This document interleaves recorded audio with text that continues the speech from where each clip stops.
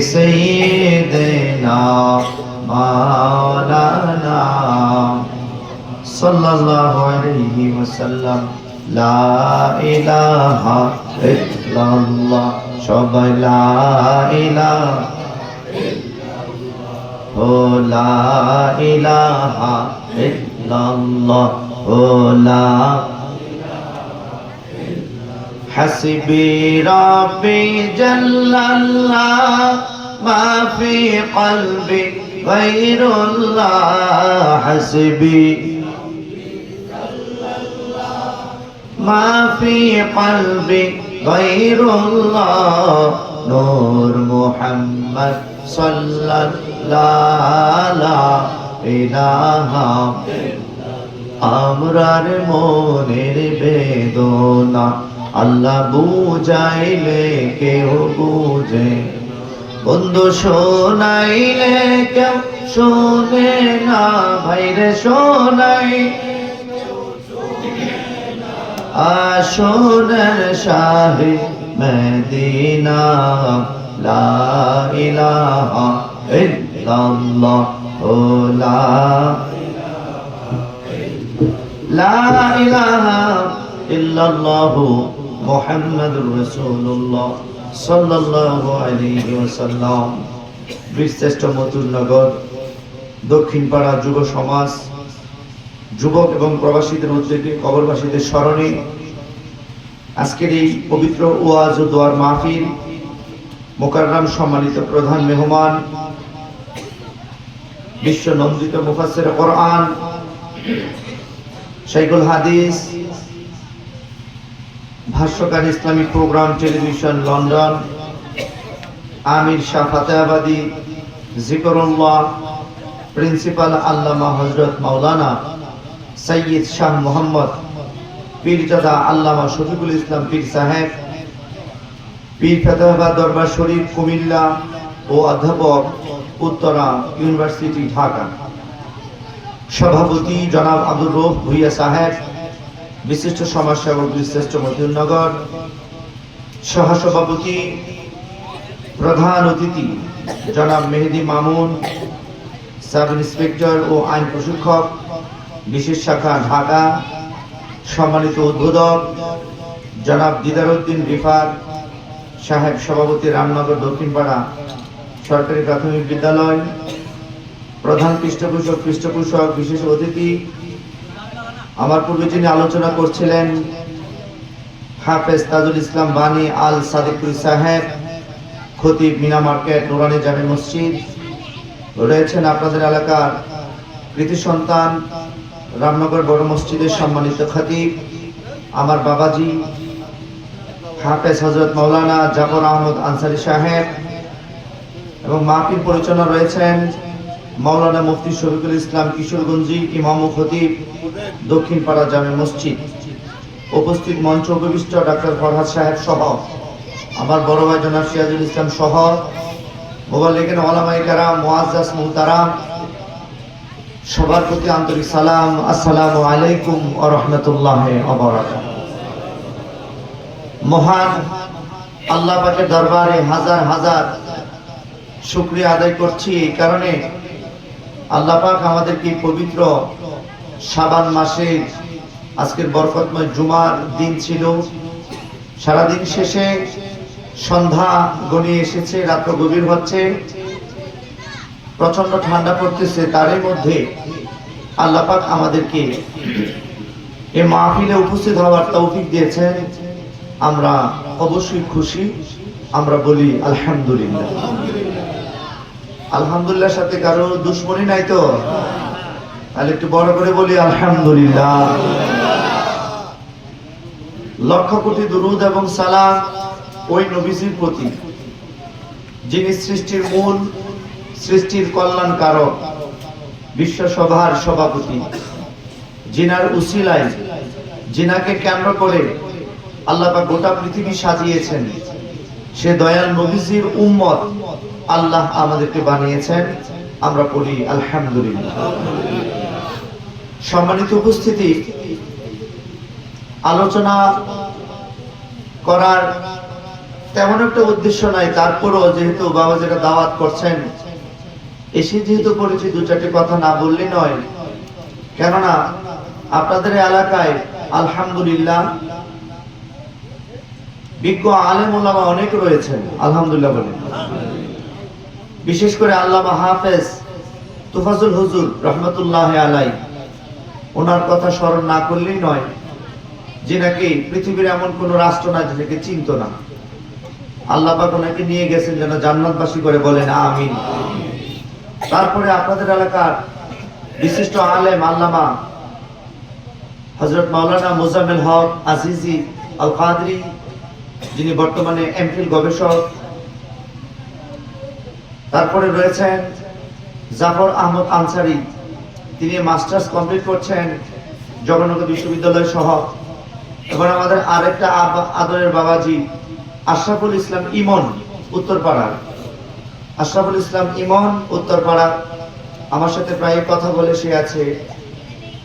সে বর্তমানে আছে ইরানে আছে, বলেন আলহামদুলিল্লাহ, পড়াশোনার কাজে ব্যস্ত। তো বড় বড় ওলামায়ে কেরাম আপনাদের এলাকায় রয়েছে, বলেন আলহামদুলিল্লাহ। এটা আপনাদের গ্রামের ঐতিহ্য, ঠিক কিনা? কারণ একটা গ্রামে যখন আলেম ওলামা বেশি থাকে, ওই এলাকার প্রতি মানুষের একটা ইজ্জত, শ্রদ্ধা, ভক্তি বেশি থাকে, থাকে কি থাকে না? তো যাই হোক,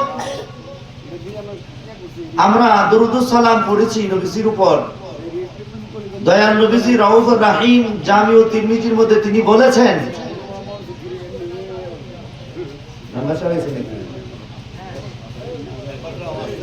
আব্দুল বাসন মেম্বার সাহেব না, ভালো আছেন ভাই?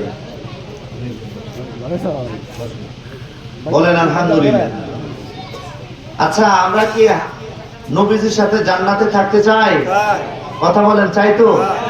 আপনারা ডান হাত আসেনি তো দেখাই তো, ডান হাতরা থাকতে চাই, হাতরা নামান। খালি মুখে কইলে থাম যাইব, কিছু করতে হইব না। করাটা কি করতে হইব, চলেন সেটার দিকে চাই।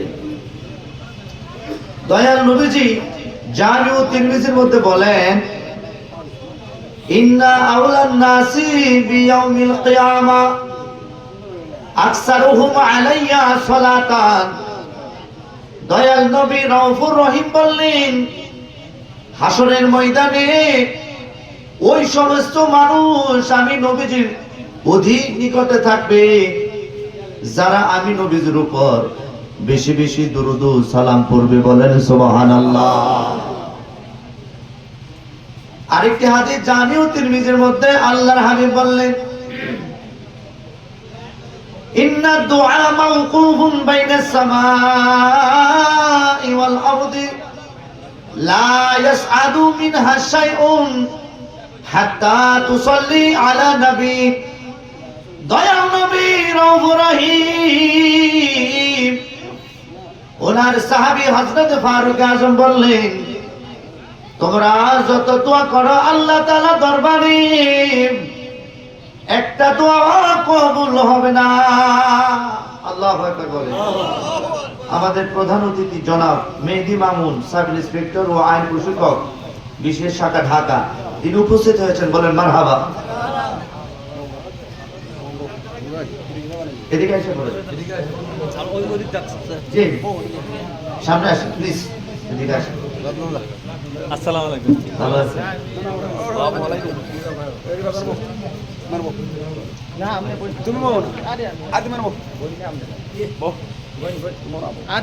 সবাই বলেন আলহামদুলিল্লাহ। অনেক গণ্যমান্য ব্যক্তিবর্গ এসেছেন, আপনাদের এলাকার কিছু সন্তান তারা, আমি সবার নাম জানি না, আমি সবাইকে ধন্যবাদ জানাচ্ছি এবং আমি কৃতজ্ঞতা প্রকাশ করছি সবাই উপস্থিত হওয়ার কারণে।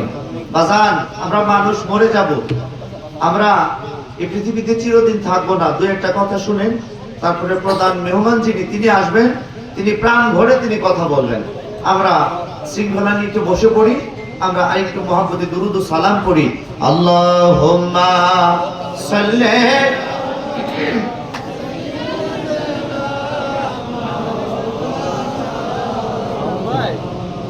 ওয়ালা আলি সাইয়্যিদিনা। নবী গো, আপনার ভালোবাসায় আল্লাহর ওলি হওয়া যায়। নবী গো আপনার ভালোবাসায় ওয়াস করনি জুব্বা পায়। আল্লাহুম্মা সাল্লি মাওলানা মুহাম্মদ ওয়া আলা আলি সাইয়্যিদিনা। হাদিসটি বলতেছিলাম, একটু শুনেন। আমার নবীজি বললেন, ইন্না দুআ মাওকুফুন বাইনাস সামাই ওয়াল আরদি লা ইয়াসআদু মিনহা শাইউন হাত্তা তুসাল্লি আলা নবী। আল্লাহর হাবিব বললেন, তোমরা যত দোয়া পৃথিবীর জমিনে করো, আল্লাহর কাছে আমরা কত দোয়াই না করি। রব্বানা যালামনা আনফুসানা ওয়া ইল্লাম তাগফির লানা ওয়া তারহামনা লানাকুনান্না মিনাল খাসিরিন। রব্বানা আতিনা ফিদ দুনিয়া হাসানাতাও ওয়া ফিল আখিরাতি হাসানা ওয়া কিনা আযাবান নার। এইভাবে আমরা দোয়া করি। ছেলের জন্য দোয়া করি, মেয়ের জন্য দোয়া করি, মার জন্য দোয়া করি, বাবার জন্য দোয়া করি। কিন্তু প্রশ্ন, এই যে দোয়া আমরা করতেছি, এই দোয়াগুলো কি আল্লাহর কাছে কি কবুল হয় না? যদি কবুল হয়, হওয়ার পরেও মুসিবত আমাদের কেন? কথা বল ঠিক কি না?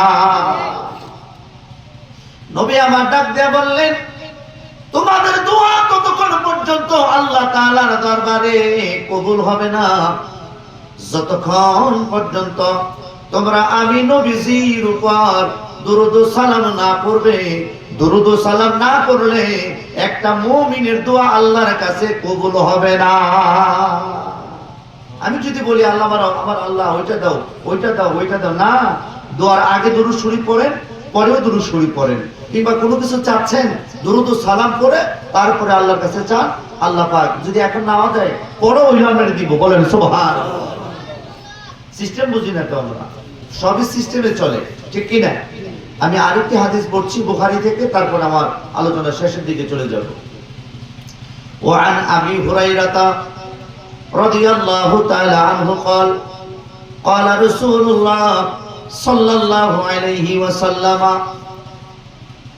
سبعة يظلهم الله في ظل يوم لا ظل إلا ظله إمام عادل ورجل معلق بالمسجد إذا خرج حتى يعود إليه وتفرق عليه ورجلان تحابا في الله اجتمع عليه وتفرق عليه ورجل ففاضت عينيه فقال إني أخاف الله ورجل دعوته امرأة ذات حسب وجمال فقال إني أخاف الله ورجل تصدق بصدقة فأخفاها حتى لا تعلم ما تنفق يمينه জোরে জোরে বলেন না সুবহানাল্লাহ।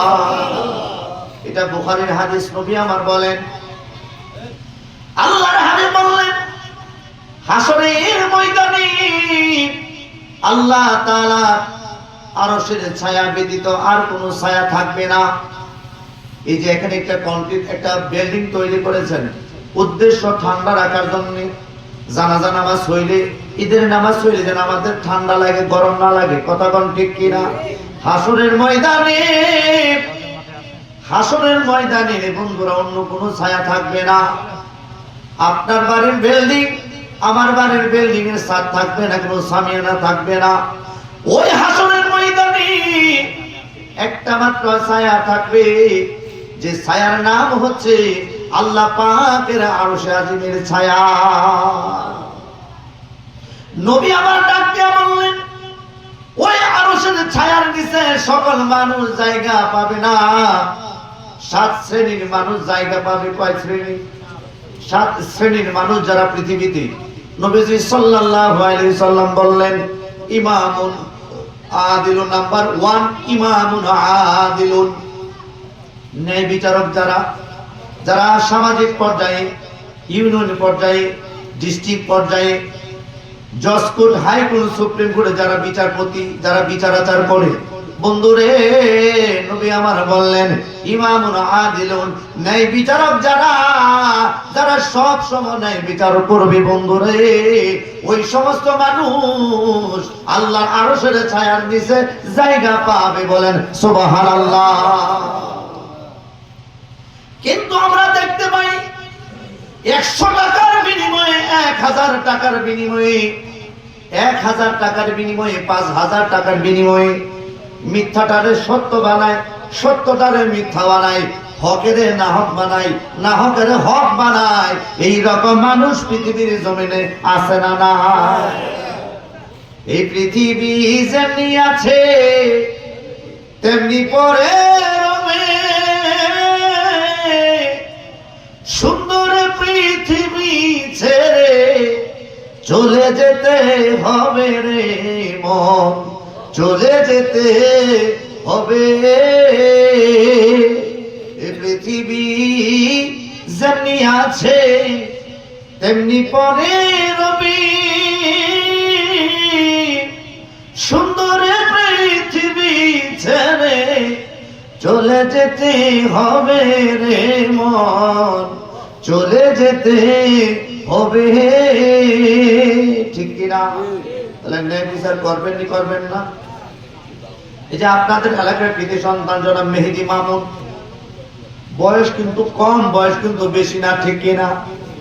অনেক ছোট, বয়সের দিক দিয়ে ছোট, পদের দিক দিয়ে বড়। কে বানাইছে? কথা কয় না, কে বানাইছে?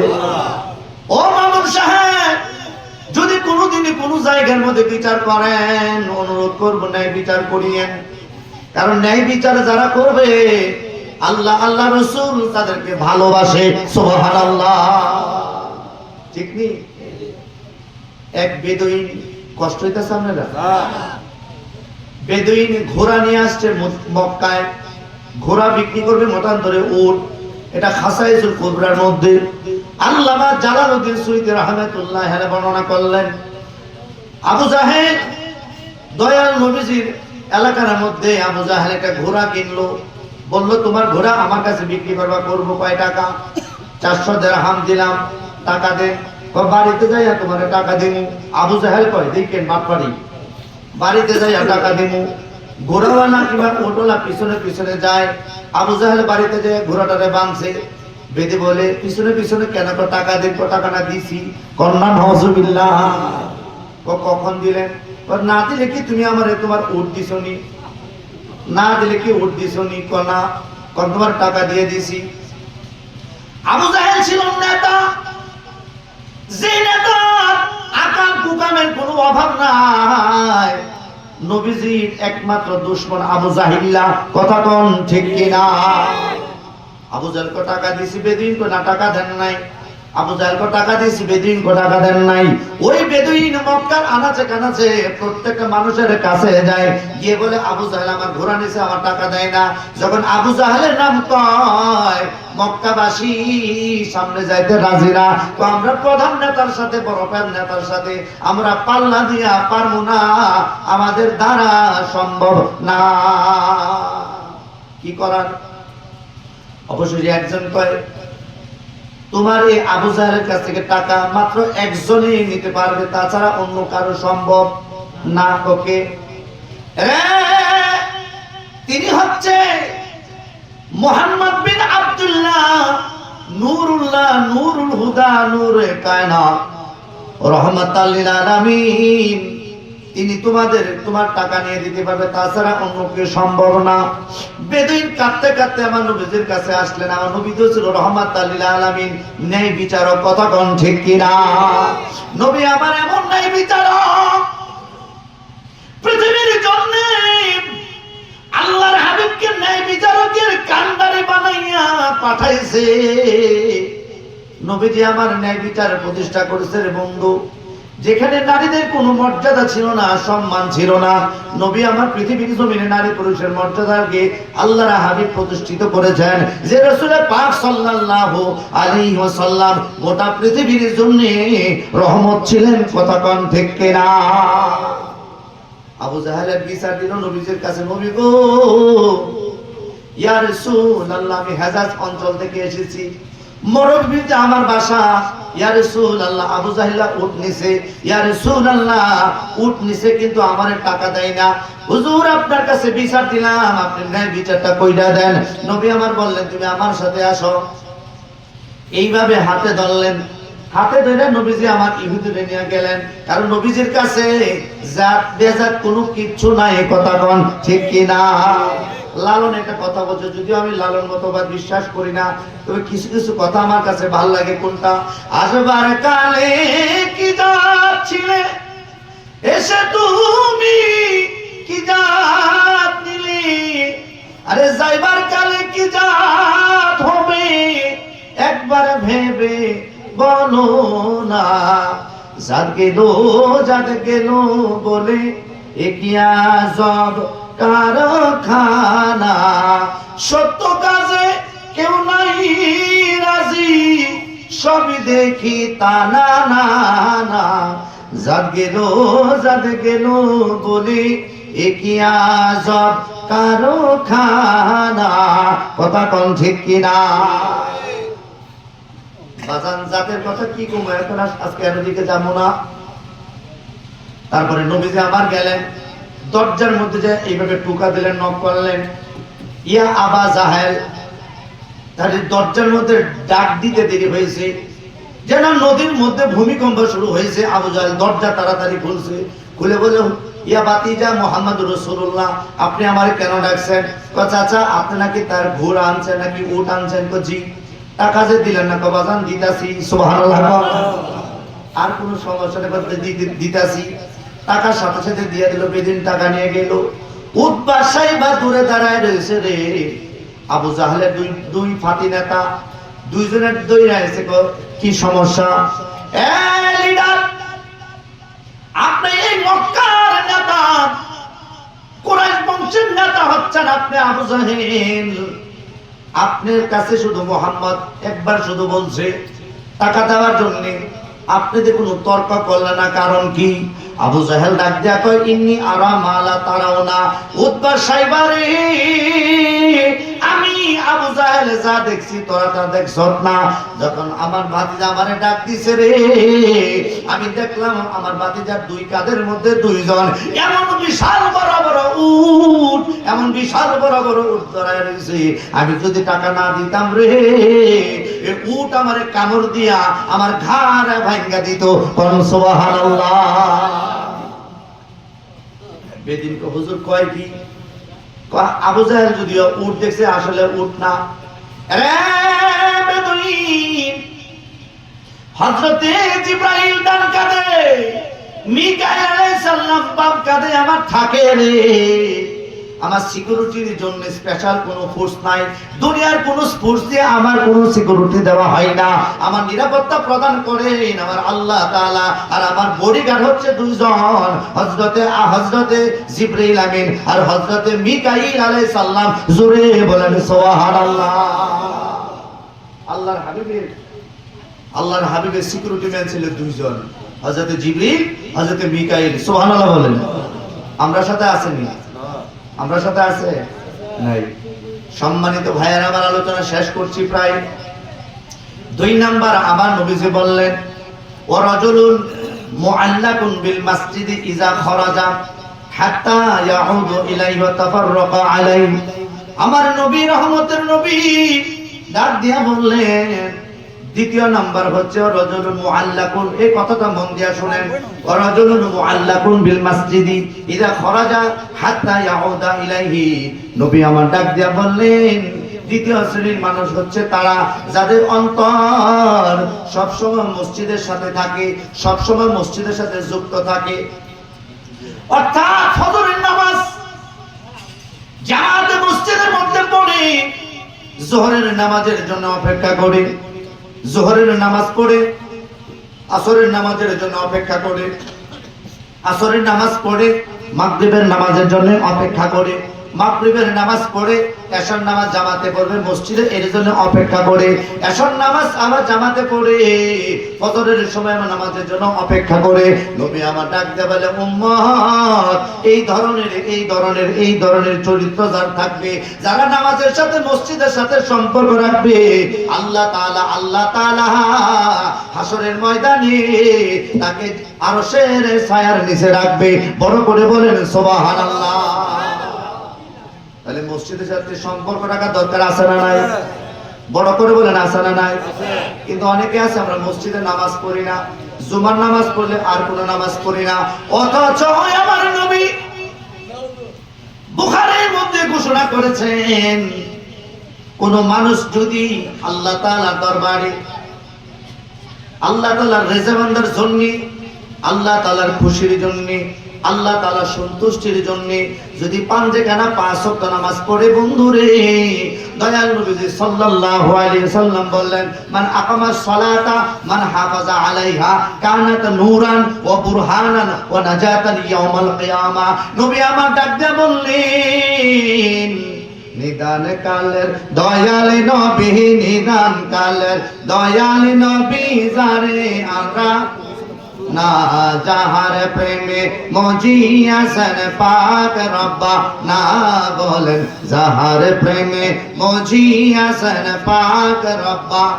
একটু বলেন, নিদান কালের দয়াল নবী, নিদান কালের যারে আমরা চিনলাম না, যাহার মজিয়াছেন পাক রব্বা, না যাহার মজিয়াছেন। মেরাজেরি দাওয়াত দিয়া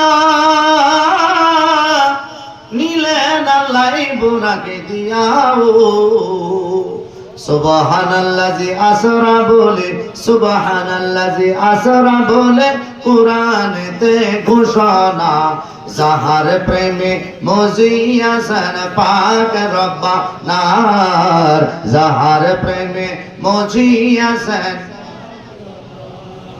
তৌহিদত রঙ্গ জুশি নূরে নূরে ভুবন বাসে, কুদরতে সরব সাজে, কুদরতে সরব সাজে আজব নূরের কারখানা, যাহার প্রেমে মজিয়াছেন পাক রব্বা, আর যাহার প্রেমে মজিয়াছেন পাক রব্বানা। বড় করে বলেন আমিন। 2 নাম্বার গেল, 3 নাম্বার নবী আমার বললেন, মনোযোগ দিবেন, মনোযোগ ছাড়া বুঝবেন না। ওয়ারাজুলানি তাহাব্বা ফিল্লাহি ইজতামা আলাইহি ওয়া তাফাররাকা আলাইহি, এটা বুখারীর হাদিস। নবী আমার ডাক দিয়া বললেন, ওই 2 ব্যক্তি একজন আরেকজনকে ভালোবাসে রে বন্ধু, একমাত্র আল্লাহ তাআলার জন্য, আল্লাহর হাবিবের জন্য। সুবহানাল্লাহ বলেন। মনে করেন আপনারা আমারে ভালোবাসেন, জিজ্ঞাসা করলাম কেন ভালোবাসেন, আপনারা বলতেছেন হুজুর আপনি আল্লাহকে ভালোবাসেন, আল্লাহর রাসূলকে ভালোবাসেন। এই ভালোবাসাটা রে বন্ধু হাসরের ময়দানে আল্লাহ তাআলা আরশের ছায়ার নিচে আপনারে জায়গা দিয়া দিবে। সুবহানাল্লাহ। বাড়ি গিয়া কইেন সুবহানাল্লাহ। তারপরে যে 4th নাম্বার নবী আমার সাল্লাল্লাহু আলাইহি ওয়া আলিহি ওয়া সাল্লাম তিনি বললেন, ওয়ারাজুলুন দাওয়াতহু ইমরাআতুন যাতু হাসাবিন ওয়া জামালিন ফাকালা ইন্নী আখাফুল্লাহ। রে বিশ্বাসট মতুর নগরবাসী, অন্তরে কান লাগান। প্যারা নবী রাহমাতাল লিল আলামিন বললেন, ওয়ারাজুলুন দাওয়াতহু ইমরাআতুন যাতুন হাসাবিন ওয়া জামালিন।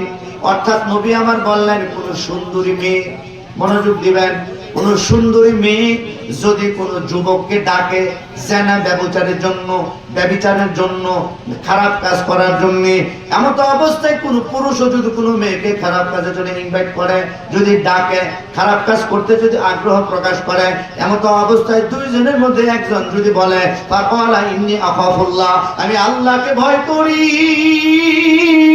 আমি আল্লাহকে ভয় করি, আমি আল্লাহকে ভয় করি, এই কথাটা যদি কোনো নারী পুরুষ বলে, নবীজি আমার সাল্লাল্লাহু আলাইহি সাল্লাম বললেন হাসরের ময়দানে ওই নারী পুরুষগুলি আল্লাহর আরশের ছায়ার নিচে থাকবে। বড় করে বলেন সুবহানাল্লাহ। ষষ্ঠ তো আমার নবী রাহমাতাল লিল আলামিন বললেন ওয়া রাজুলুন ফাফাদাত আইনাইহু, নবীজি সাল্লাল্লাহু আলাইহি ওয়াসাল্লাম বললেন কোন মুসলমান নরক নারী যদি নিজের গুনার কথা স্মরণ করে, এই মন দিয়া শুনেন, নবী আমার ডাক দিয়া বললেন যদি কোন নরনারী নিজের গুনার কথা স্মরণ করে গভীর রাত্রিতে, ছেলে যখন পড়ে ঘুমায়, বিবি যখন বিছানার মধ্যে ঘুমায়, পাড়াপড়শি যখন বিছানার মধ্যে ঘুমায়, এমন অবস্থায় তাহাজ্জুদের সময় 4 রাকাত 8 রাকাত তাহাজ্জুদ নামাজ পড়ে আল্লাহ তাআলার কাছে যদি ডাক দিয়া বলে রব্বানা ও রব্বানা ও রব্বানা মাফ করে দাও এই জীবনে সব গুনাহ। সুবহানাল্লাহ সুবহানাল্লাহ। বাজান এটা বুখারীর হাদিস, আমি বানায় কইতেছি না। নবী আমার ডাকে বললেন ওয়া রাজুলুন ফাফাদাত আইনাইহু, গভীর রাত্রিতে তাহাজ্জুদ নামাজ পড়ে 4 রাকাত 8 রাকাত তাহাজ্জুদ নামাজ পড়ে আল্লাহর কাছে যদি হাত বাড়ায় দেয়, মাবুদ আমার গুনার খবর আল্লাহ কেউ জানে না, মাবুদ এই গ্রামের কেউ আমার গুনার খবর জানে না, মাবুদ আমার গুনাহ তোমার কাছে গোপন নয়, তোমার কাছে গোপন নয়, আল্লাহ তোমার কাছে প্রকাশমান। আল্লাহ আমি তওবা করছি, আল্লাহ তোমার হাবিবের খাতিরে আমারে মাফ কইরা দাও। রে বীরশ্রেষ্ঠ মধুনগরবাসী, এই সময়ে যদি 1 ফোঁটা চোখের পানি কোন নারী পুরুষের চোখ দিয়া 1 ফোঁটা পানি পড়ে রে, মাছের দানার মতো, মাছের মাথার দানার মতো 1 ফোঁটা চোখের পানি যদি জমিনে পড়ে যায়, এই পানির উসিলায় আল্লাহ তাআলা তার জীবনের সমস্ত গুনাহ মাফ কইরা হাসরের ময়দানে আল্লাহর আরশের ছায়ার নিচে জায়গা করে দেয়। বলেন সুবহানাল্লাহ। তারপরে আমার নবীজি বললেন ওয়ারাজুলুন তাসাদদাকা, এই গভীর মনোযোগ, ওয়ারাজুলুন তাসাদদাকা বিসাদাকাতিন ফাআফাহা হাত্তা লা তাআলামা শিমালুহু মা তুনফিকু ইয়ামিনুহু, এটা বুখারীর হাদিস। দয়াল নবী রওফা রহিম বলছেন ওই সমস্ত মানুষ, ওই সমস্ত দানবীর, ওই সমস্ত দান সদকাকারী কারা, ওয়ারাজুলুন তাসাদদাকা বিসাদাকাতিন, আল্লাহর রাস্তায় যারা দান সদকা করে, হাত্তা লা তাআলামু শিমালুহু, বাজান ডান হাতে কি দান করছে বাম হাতে জানে না, ডান হাতে কি দান করছে বাম হাতে জানে না। আপনি দান করছেন আপনার বিবি জানে না, আপনি দান করছেন আপনার ভাই জানে না, আপনি দান করছেন আপনার ছেলে মেয়ে জানে না। অর্থাৎ সমাজের মানুষকে দানা জানানোর জন্য নয়, আল্লাহ তাআলা রাজির জন্য, খুশির জন্য দান করছেন, সদকা করছেন। যে কোনো অনুষ্ঠানে আপনি খরচ করেন, ইসলামিক অনুষ্ঠানে, এই দান সদকাটা আপনাকে আল্লাহর আরশের আজিমের ছায়ার নিচে আপনারে আমারে পৌঁছায়া দিব। আরো বড় করে বলেন সুবহানাল্লাহ। তাহলে 7টা জিনিস আমরা পাইলাম কি পাইলাম না? এবারে বুখারীর আরেকটা হাদিস শুনেন।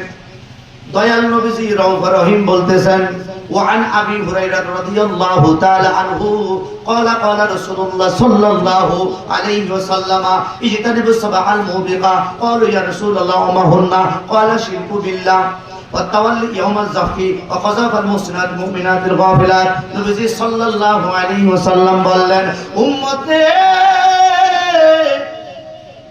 তোমাদের দ্বারা কত পাপ হয়, হয় কি হয় না? আমাদের দ্বারা অনেক পাপ হয়, হয় কি হয় না? জানিয়া পাপ করেন, না জানিয়া পাপ করেন, বুঝিয়া পাপ করেন, না বুঝিয়া পাপ করেন। এ বন্ধু ইচ্ছাকৃতভাবে করেন, আবার অনিচ্ছিত ভাবে মানুষের পাপ হয়, হয় কি হয় না? আল্লাহর হাবিব বললেন, উম্মত নিজের জ্ঞান থাকিতে 7টা পাপ কোনদিন করিও না। সাহাবীরা বলেন, ইয়া রাসূলুল্লাহ ওয়া মা হুন্না ইয়া রাসূলুল্লাহ, নবী গো বইলা দেন সেই 7টা পাপ কি আমরা করব না? এক নাম্বার নবীজি আমার সাল্লাল্লাহু আলাইহি ওয়াসাল্লাম বললেন, রে আমার সাহাবীরা, আশিরকু বিল্লাহ, অর্থাৎ আল্লাহ তাআলার সাথে কোনদিন শরীক কইরো না। মানে শিরিক কইরো না। কি করিও না? শিরিক করিও না। এবারে আসেন এটার উপর 1-2 মিনিট কথা বলি। শিরিক শব্দটা আরবি, এর অর্থ হচ্ছে আতাশরিকু বিল্লাহ, আল্লাহ তাআলার সাথে শরীক করা, জাত এবং সিফাত, অর্থাৎ সেকেন্ড কোনো প্রভু নির্বাচিত করা। যেমন হিন্দু শাস্ত্রে যারা আছে, হিন্দু ধর্মে যারা আছে, তারা ধর্মশাস্ত্র নিয়ে তারা বলতেছে যে আমরা, তারা 49 কোটি 99 লক্ষ কত কোটি জানি দেবতার পূজা করে, বলে নাউজুবিল্লাহ। এটা স্পষ্ট, একদম স্পষ্ট শিরিক। মুসলমানদের মধ্যে কেউ যদি কোনো মাজারে যাইয়া যদি বলে, এই মন দিয়ে শুনেন, আমি মাজারের বিপক্ষের লোক না, আমি তো মাজারের পক্ষের লোক, ঠিক কি না? তবে মাজার ভেঙে লাইবেন, মাজার ভেঙে গুড়িয়ে দিবেন, এটার পক্ষে বাজার আমি নাই। কারণ আপনার মাজারের পক্ষের লোক আছে না নাই? আপনি মাজারটা ভাঙতেছেন, যারা মাজারের পক্ষের লোক তারা কি খুব খুশি? কথা বলেন, খুশি? কোনো একটা পর্যায়ে মার মুখী সংঘর্ষ হতে পারে কি পারে না? এতে সাম্প্রদায়িক উস্কানি বাড়বো না কমবো? পারবে। এই ক্ষেত্রে যদি কোনো মাজারে গাঁজা, মদ, ইয়াবা, ফেন্সি, অসামাজিক কার্যকলাপ হয়, চলে মিলেমিশে সেটা পরিষ্কার করি। মাজার ভাঙবো কেন? কারণ আমাদের এই বাংলাদেশ ওলি আল্লাহর দেশ। হুজুর শাহজালাল, হযরত শাহজালাল, শাহপরান, শাহ মাকদুম, শাহ আলী বুগদাদি, এদের মাধ্যমে আমরা বাংলাদেশে একটা ইসলাম পেয়েছি, ঠিক কিনা?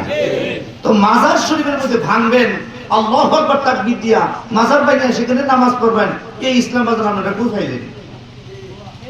আমরা তো পাই নাই, আমরা তো পাই নাই। আমি ব্যক্তিগতভাবে কোনো রাজনৈতিক দল করি না, তবে আজকে আমার কাছে একটা জিনিস বড় মানে কেমন যেন লাগছে। কি রকম? দেখলাম ধানমন্ডি 32 নম্বর বাড়ি ভাঙ্গা আমার হুজুররা ওইখানে তারা শুকরিয়া আদায়ের নামাজ পড়তেছে। কি পড়তেছে? কথা বল না কা নামাজ পড়ি, জাগো হইলে তোমার নামাজ পড়া। আচ্ছা, আপনি আমারে সরাইয়া জুতাইয়া আমারে ক্ষতি কইরা আপনি নামাজ পড়লে এদিকে হইব নি? আমি যদি অন্যায় করি, দেশে কি আইন নাই? আচ্ছা, আদালত আছে না? তো বিচার হবে। আমি রাজনীতি করি না, আমি প্রথমে বলছি আমি রাজনীতি বুঝি না বাজান। আমি হুজুর মানুষ, আমি হুজুরের মধ্যে থাকি। তবে আমার কাছে কেন জানি মনে হচ্ছে ডাল মে কুছ কালা है, ঠিক কিনা বলেন? আর যাই হোক, সেদিকে যাইতাম না, যাইলে বলে সেই তো মনে। আল্লাহু আকবার বলেন, একটু দুরূদ ও সালাম করেন। আল্লাহুম্মা সাল্লি মুহাম্মাদ ওয়া আলা সাইয়্যিদিনা মুহাম্মাদ ওয়া আলা সাইয়্যিদিনা। তাহলে শিরক করা, ইন্না শিরকা লা যুলমুন আযীম, শিরক হচ্ছে সবচেয়ে বড় অত্যাচার, ঠিক নেই? সবচেয়ে বড় জুলুম। আল্লাহ তাআলার সাথে ইবাদত করতে হবে। আল্লাহ তা'বুদু শাইতান, আল্লাহ বলে শয়তানের ইবাদত করিও না। ওয়া ক্বাদা রাব্বুকা আল্লা তা'বুদু ইল্লা ইয়্যা, ইবাদত করবে একমাত্র আল্লাহ, ঠিক কি না? সিজদা কার? আল্লাহ। নামাজ কার? আল্লাহ। রোজা কার? আল্লাহ। চাইবো কার কাছে? আল্লাহর কাছে চাইবো। আল্লাহকে আমরা সিজদা দিব। আল্লাহ ছাড়া ভিন্ন কাউকে সিজদা দেওয়া হারাম, দেওয়া যাবে না। দিলেই শিরক হবে। কথা কোন ঠিক কি না? এটা বাজান শিরক। তারপরে নবী আমার বললেন দ্বিতীয় নাম্বার ওয়াসসাহরি, অর্থাৎ জাদু টুনা করা, বান দেওয়া। ইসলাম ধর্মে এমন একটা জিনিস আছে রে, একজন আরেকজনকে বান দেয়, টুনা দেয়, আছে না নাই? স্বয়ং রাসূলের পাকে জামিলা নামে মহিলা আল্লাহর হাবিবকে জাদু করেছিল। নবী আমার বললেন ওয়াসসিহরি, জাদু করবা না, এটা বাদ দাও, এটা কবিরা গুনাহ। যারা জাদু টুনা বান টুনা করে তাদের ঈমান নাই, তারা বেঈমান। 3 নাম্বার আমার নবীজি বললেন ওয়া কাতলুন নাফসি আল্লাতী হারামাল্লাহু তাআলা ইল্লা বিল হক, অন্যায় ভাবে মানুষকে হত্যা করা এটা বাজান কবিরা গুনাহ। অন্যায় ভাবে কাউকে আপনি হত্যা করতে পারেন না, কারণ সৃষ্টিকর্তা একজন, আল্লাহ তাআলা হায়াত দিয়েছেন, আল্লাহ তাআলা মানুষকে মৃত্যু দিবেন। সুতরাং আমার পক্ষ থেকে অন্যায় ভাবে কাউকে মৃত্যুদণ্ড দেওয়া, কাউকে আঘাত করা, মারামারি করা, এটা আমার নবীজি না করছে 1400 বছর আগে। নবী আমার বললেন উম্মত ইজতানাবা কাতলা আল্লাতী হারামাল্লাহু তাআলা ইজতামা আল হক, অর্থাৎ অন্যায় ভাবে কাউকে হত্যা করিও না। যারা অন্যায় ভাবে মানুষ হত্যা করে ওই মানুষ কোনোদিন মানুষের জায়গায় থাকতে পারে না। কথা কোন ঠিক কিনা? এই কারণে তুচ্ছ ঘটনাকে কেন্দ্র করে মারামারি করবেন না, হত্যা রাহাজানি খুন খারাপি করবেন না রে বন্ধু, ফিতনা ফাসাদ করবেন না। কারণ আল্লাহ তাআলা কোরআনুল কারীমের মধ্যে বলেছেন আল ফিতনাতু আসাদ্দু মিনাল কতলি, ফিতনা করা হত্যার চেয়ে জঘন্য। ফিতনার শেষ পর্যায়ে হচ্ছে মারামারি, খুন খারাপি করা হয়। এই কারণে নবী আমার বললেন অন্যায় ভাবে কেউ যেন কারো মাথায় বাড়ি না দেয়, আঘাত না করে, কাউকে যেন হত্যা না করে। যদি হত্যা করে ওই লোকটা জাহান্নামী, তার ঈমানও থাকবে না, সে জাহান্নামে যাবে। আল্লাহর হাবিব বলছে কোনদিন এই কাজ তোমরা করিও না। বলেন সুবহানাল্লাহ। তারপরে 4 নাম্বার আমার নবীজি বললেন, ঘুমাই গেছেন আপনারা? নাম্বার 4 নবী আমার বললেন ও আকালার রিবা মা ও আকালার রিবা, অর্থাৎ নবী আমার বললেন উম্মত তুমি যেন কোনদিন সুদ না খাও, উম্মত সুদের ব্যবসা করিও না, সুদ তুমি খাইও না। যদি কোনো ব্যক্তি 1 টাকা সুদের খায় রে, ওই যেন পেটের মধ্যে জাহান্নামের আগুন বপন করলো। নবী আমার বললেন যারা সুদের পয়সা খায় এদের ছেলে মেয়ে আল্লাহ তাআলার কাছে কোনোদিন তাদের ছেলে মেয়ে মানুষ হয় না, কোনোদিন তাদের ছেলে মেয়ে বড় হইয়া তাদের কথা শুনবে না। সেই সমস্ত ছেলে পেলেগুলি সুদের টাকায় তারা বড় হয়, তারা বড় হইয়া বাপারে কয় হালা হালা, কথা কন ঠিক কিনা? আমি জানি বাজানি কথার অনেকে চুকা লাগবে, কিছু করার তো নাই, মাইনা নিতেই হবে। হাদিসে আয়া বসে আমি কি করতাম? আমার কিছু করার আছে? কিচ্ছু করার নাই। আল্লাহর হাবিব যে আইন তৈরি করেছেন, এই আইনের উপর, এই আদালতের উপর আমরা মৌলবীদের কলম ধরার কোনো ক্ষমতা নাই। নবীজি বলছেন ওয়াকুলুর রিবা, অর্থাৎ সুদ খায়ও না, উম্মত খায়ও না। এই সুদখোরের 3টা স্বভাব আছে। নাম্বার 1 তারা কিপটা হয়, কিতা হয়, কথা খাও কি হয়, কৃপণ হয়, কৃপণ। আর রাসূলুল্লাহ বলছেন আল বাখিলু লা ইয়াদখুলু জান্নাতা আবাদা, কৃপণ ব্যক্তি কোনোদিন জান্নাতে যাবে না। নাম্বার 2 সুদখোর ব্যক্তি তারা নির্দয় হয়, তাদের অন্তরে কোনো দয়া মায়া থাকে না। এদের কাছে ভিক্ষুক এসে যদি একটু করজোর করে, ভাই সাহেব আমারে প্লিজ 10 টাকা দেন, 5 টাকা দেন, 1000 টাকা দেন, এটা হইল টাকা দেন, কিন্তু দিত না, দিব না। কারণ তাদের অন্তর বইরা গেছে। এই মরা অন্তর দিয়া বাজান তারা ভালো কোনটা মন্দ কোনটা বুঝে না। সুতরাং সুদ খাওয়া হারাম না হালাল? পিছনের ভাইরা বলেন হারাম না হালাল? জাকির হুজুর কইছে না হারাম না হালাল? হারাম। অনেকের কাছে আরাম, যদিও আরাম, কিন্তু ছেড়ে দিতে হবে। সুদের টাকা যারা খায় বাজান তাদের অবস্থা খুব ভয়াবহ হবে। সুদখোরের শাস্তি কত যে ভয়ানক, আল্লাহর হাবিব মেরাজে গিয়ে সেটা দেখে এসেছেন। সে ঘটনা আজকে আমি বর্ণনা করছি না। তারপরে আমার নবীজি বললেন নাম্বার 5 ও আকালাল মাল আল ইয়াতামা, ইতিমের সম্পদ কোন মানুষ যেন অন্যায় ভাবে না খায়। ভাই মারা গেছে, বাতিজা ছোট ছোট, বড় ভাই কয় তোর সম্পত্তি সব আমারে দে। ছেলে মেয়ে বড় হয়েছে, বাতিজারা কয় চাচা সম্পত্তি দেন, কত বাপে আমারে লিখে দিয়ে গেছে গা। আছে না নাই? আমাদের ব্রেনে অনেক মানুষ ধরা পড়ছে,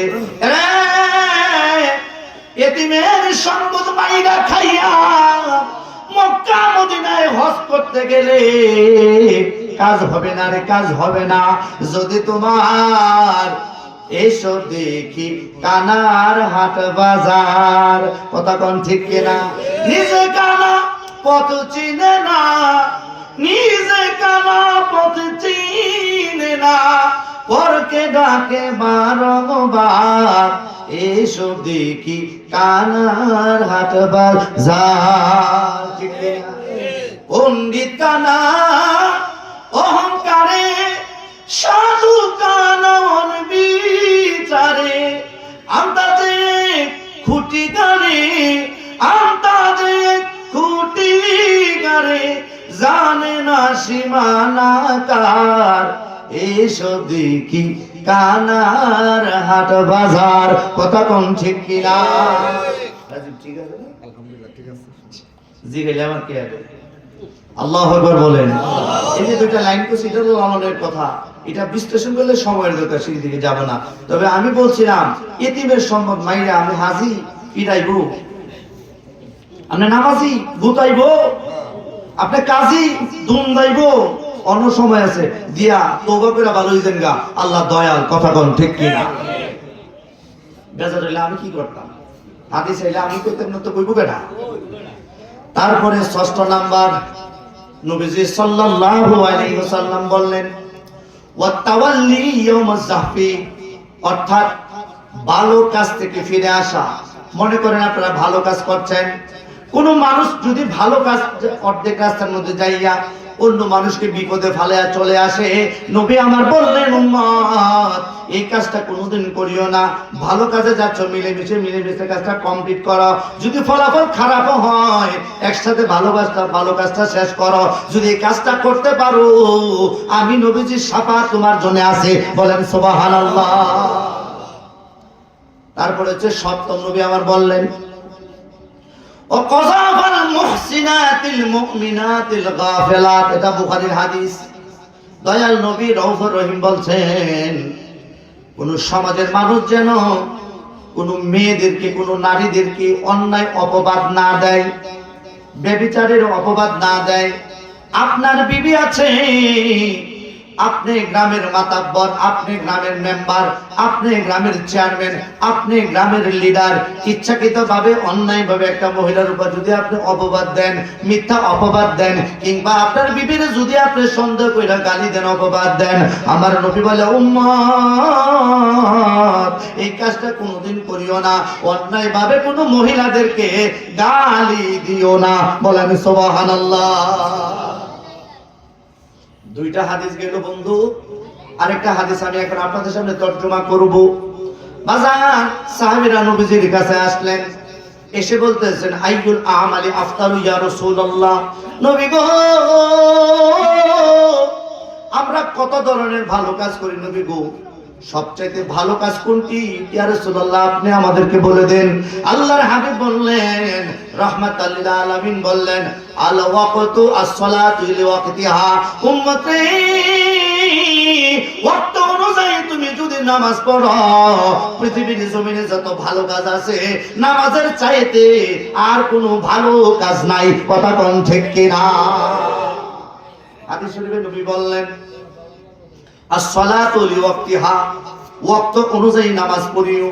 ফজরের নামাজটা ফজরের টাইমে পড়িও, ফজরের নামাজ আবার জোহরের টাইমে পড়িও না, জোহরের নামাজটা আবার জোহরের টাইমে পড়িও, আসরের নামাজ সময় মতো পড়িও, মাগরিবের নামাজ টাইমলি পড়িও, এশার টাইমলি পড়িও। অর্থাৎ সময় মতো যদি তুমি নামাজ পড়ো, উম্মত মান আকামাস সালাতা মান আকামাস সালাতা মান হাফাজা সালাতা কানাত নূরান ওয়া বুরহানান ওয়া নাজাতান ইয়াউমাল কিয়ামা।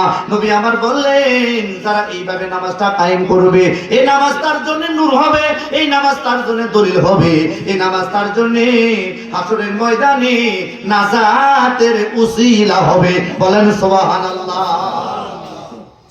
এই কারণে শ্রেষ্ঠ মদুনগরের বাসী যুবকেরা রে, হাতে দড়ি পায়ে পড়ি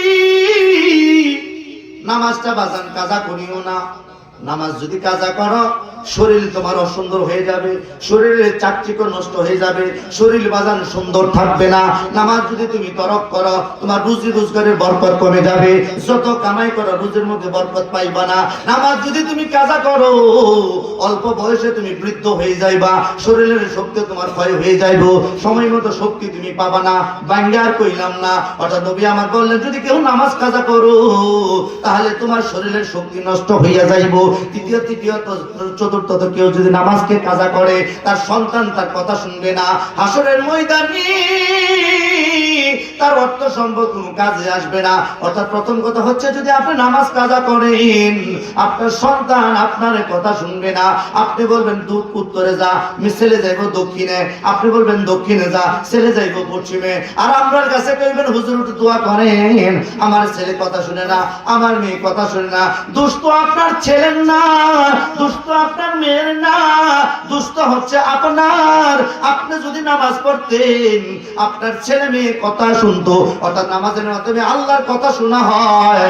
আপনি যদি আল্লাহর কথা শুনেন, আল্লাহ পাক যদি আপনার কথা শুনে, আপনি যদি আল্লাহর কথা শুনেন, আপনার কথাও ছেলে মেয়েরা শুনবো। বলেন সুবহানাল্লাহ। অথচ ছেলে মেয়ে নববধূর প্রেমেতে মজিয়া, নামাজে রোজা সব খুয়াইলা দুনিয়ায় আসিয়া, ঠিক না? ছেলে মেয়ে নববধূর প্রেমেতে মজিয়া, নামাজে রোজা সব খুয়াইলা দুনিয়ায় আসিয়া।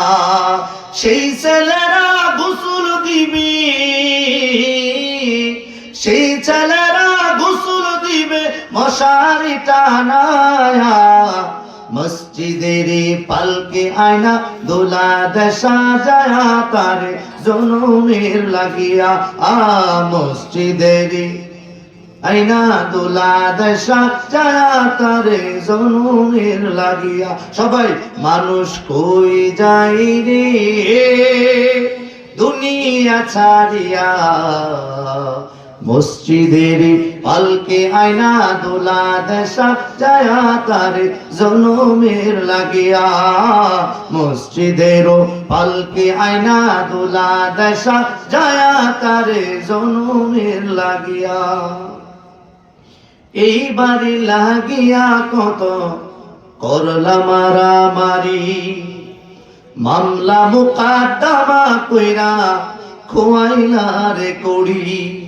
এই বাড়ি লাগিয়া কত করলা মারামারি, মামলা মুকদ্দমা কইরা খোয়াইলা রে কড়ি। সেই বাড়ি ছাড়িয়া তুমি, সেই বাড়ি ছাড়িয়া তুমি যাবার চলিয়া, মসজিদের পালকে আয়না দোলা দেশা যায়া তারে জনমের লাগিয়া। মসজিদের পালকে আয়না দোলা দেশা যায়া তারে জনমের লাগিয়া। বড় করে বলেন আল্লাহু আকবার। তাহলে নামাজ পড়বেন নি পড়বেন না? হাতে ধরি পায়ে পড়ি। এ মুরব্বি বাবাজিরা, ও মুরব্বিরা, আপনারা যারা বৃদ্ধ হয়ে গেছেন, সমাজের মধ্যে সংসারের মধ্যে আপনার দাম কমে গেছে, আপনার আগের মতো এখনো রুজি নাই, আপনার আগের মতো এখন কামাই নাই। আপনার ছেলে, আপনার মেয়ে, আপনার পুতের বউ, আপনার পুত্র বধূ উনাফানা করে, কথা কোন ঠিক কিনা? একটার বেশি দুইটা কথা কইলে ছেলে কই বাবা উনাফানা কইরো না, মেয়ে কয় মা তুমি এত বেশি কথা কও কি লেগা। এরকম আছে না নাই? বন্ধুরা রে, যদি আপনি বৃদ্ধ হন, দুনিয়ার মানুষের কাছে আপনার মর্যাদা কমতে পারে, কিন্তু আপনার দাড়ি যখন পেকে যায়, চুল যখন পেকে যায়, আপনার দাঁত যখন নড়ে যায়, পড়ে যায়, তখন আপনি যদি নামাজের মুসল্লার মধ্যে দাঁড়ান, ফেরেশতাদেরকে আল্লাহ তাআলা ডাক দিয়ে বললেন, ফেরেশতারা রে, ও ফেরেশতারা দেখো আমার বৃদ্ধ উম্মতগুলি এই গভীর রাত্রিতে ঠান্ডা পানি দিয়ে ওযু কইরা রে আমি আল্লাহ তাআলার দরবারে দাঁড়াইছি রে, তোরা সাক্ষী থাক রে, আমার এই বৃদ্ধ বান্দাদেরকে, আমার এই বৃদ্ধ বান্দীদেরকে আমি আল্লাহ তাআলা এই মুহূর্তে maaf কইরা দিছি।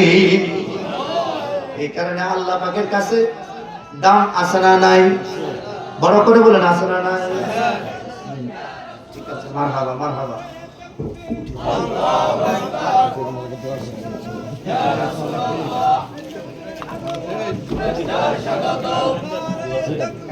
আল্লাহু আকবার।